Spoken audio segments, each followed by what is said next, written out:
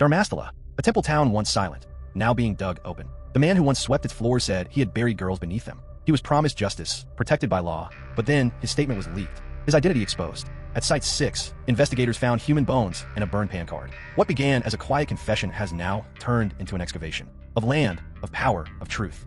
Before we begin, if stories like this make you feel something, if they shake your trust or raise questions no one else dares to ask, like this video, subscribe, stand with those whose voices were buried. And if you're new here, this is just one part of something far bigger.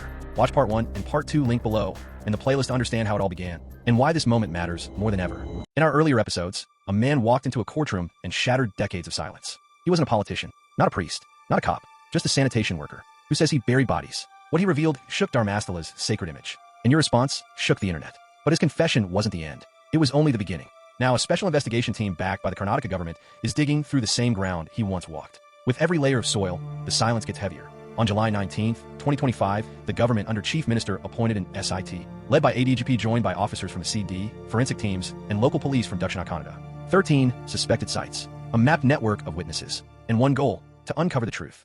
Then came Site 6, about 4 feet deep. Bones were found, a pan card burned, soil marked by fire and time. This was no longer rumor. It was evidence. But here's the twist. The remains were believed to belong to a male. A detail that has investigators puzzled and pressured, because the man who confessed said the ones buried were girls. Was it a decoy burial, a mix-up, or a planted body to discredit him? The mystery just deepened. After Site 6, teams moved to Sites 7 and 8, but found nothing. No bones, no artifacts, no trace. Was the witness wrong, or did someone get there first? 5 more sites remain. Each one could collapse this case, or crack it wide open.